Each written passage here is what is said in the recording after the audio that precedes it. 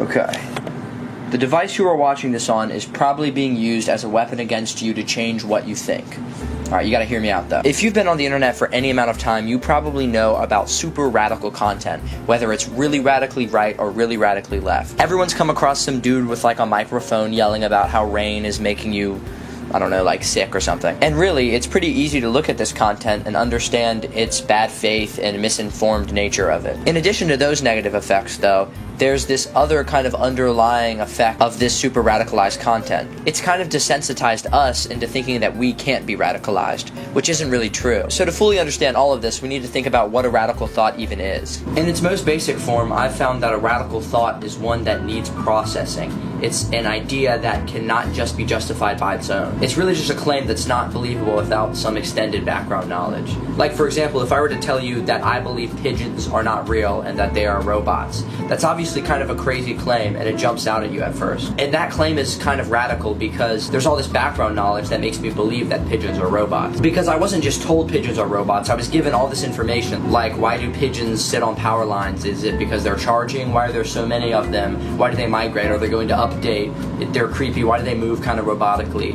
So I believe all this information and then create the idea that pigeons are robots. Okay, so now that we understand what a radical thought is, we can start to understand how radicalization works today. So this process of radicalization has been almost unimaginably expedited by algorithms and social media. You're probably aware that social media pushes polarizing or super high engagement content. And engagement is the only thing they care about. They just want you to interact or engage with something, and a lot of the times that is polarizing content. Social media does this because they just want a reaction out of you, right? The longer you stay on their app, the more happy they get. It's basically all these numbers telling it that it's doing a good job because it's giving you something that you're just continuously interacting with. Like, for example, let's say you see an Instagram reel of some drunk dude on like a bus doing something funny. Like, you might interact with that. Maybe you'll watch it, maybe you'll comment, but like, you're not commenting on a reel, come on. Maybe you're sending it to a friend, but that's all. You're probably gonna scroll. But if you see a video of some wild political take, I mean, you might scroll past, but you also might send it to a friend. Maybe you'll talk to your friend about it. Maybe you'll look at the comments. You've just engaged with Instagram for another 30 seconds, right? You've been on the app for longer than you would have been if you didn't see that content. So now you've reacted to that content, told the algorithm that you're interested in that, and now you start seeing more of it. And they track all of that. They know how long you've been on the app, and they know how to keep you on. Also, if you don't believe that Instagram and social media tracks all of that stuff, you've probably just not been on Instagram, because they just definitely are. Try talking about a product you want or looking it up on Google and then seeing Instagram target an ad like instantly, like you open the app and it's right there. Pretty scary. Also, if you don't believe any of that, look at all the research, like this or this or this or this or this.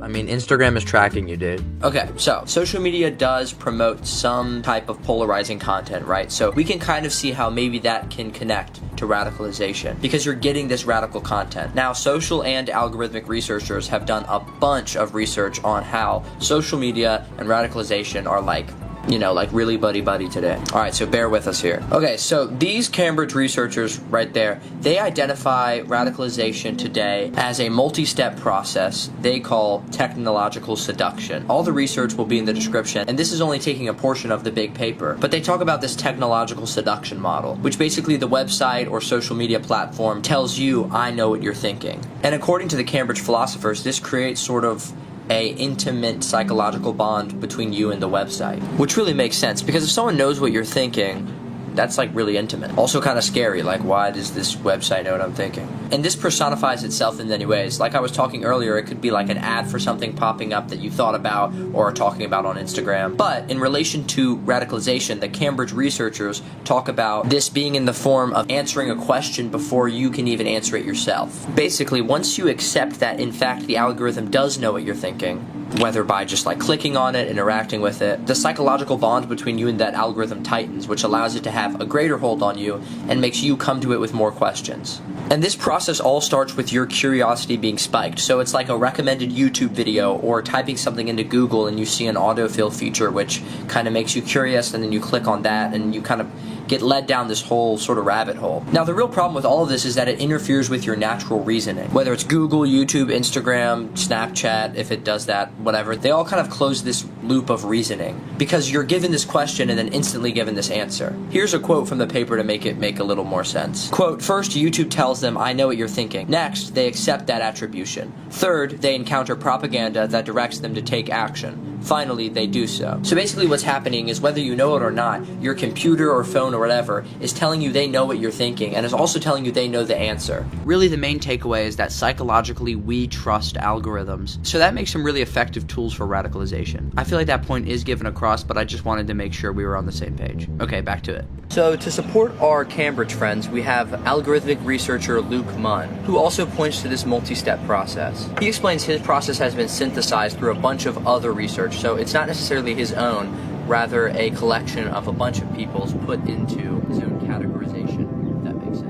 Okay, so I tried to film some of it outside to be artsy, but the wind sounds horrible at some parts, so I'm going to interject with this every once in a while. So Luke says this process is normalization, acclimation, and dehumanization. So to break that down, normalization is basically where irony and humor play a huge role. Basically, radical words and thoughts are being Trojan horsed down your mind through memes. Journalists and public policy researchers Fong and Woodhouse in 2007 say, quote, "When users post so many word I can't say and word I can't say jokes, they become so detached from reality that they become susceptible to the messages of bona fide hate groups, a transformation referred to in forums as irony poisoning." Basically what's happening is individuals are getting hit with so many memes and jokes with these really intense words and intense rhetoric that they're sort of becoming more used to it, which kind of leads into the second point, which is acclimation. Acclimation is basically this feeling of home that individuals get. This kind of goes back to what the Cambridge researchers were saying, where you trust the algorithm. Kind of trust that your YouTube page or your Instagram or your Twitter is really safe and is giving you accurate information. Luke Lund says that acclimation happens through psychological habituation rather than conscious, rational affirmation, which is exactly what the Cambridge guys were saying. In a different way from the memes, you're getting bogged down with so much information that you can't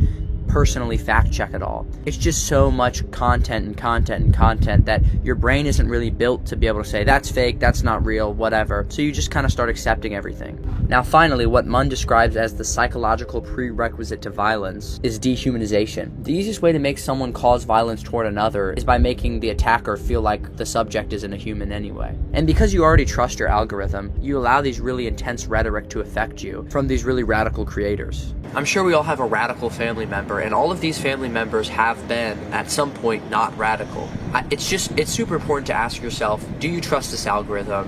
Why do you trust the algorithm? And how can I fact check what's going on in my digital world? So some key takeaways are that both the Cambridge researchers and Luke Munn, an algorithmic researcher, have concluded that algorithms work with radicalization to stop the natural reasoning process. And this is really dangerous because this happens when you don't even know it's happening. Algorithms are not necessarily bad, but they are used to be bad. You should also understand that if you are radicalized, you're not dumb. A lot of radicalized people are very normal people. They're just victim to this really evil loop that gets a lot of people. And you may have been radicalized before without even knowing. You have to fact check and you have to naturally reason. You just got to.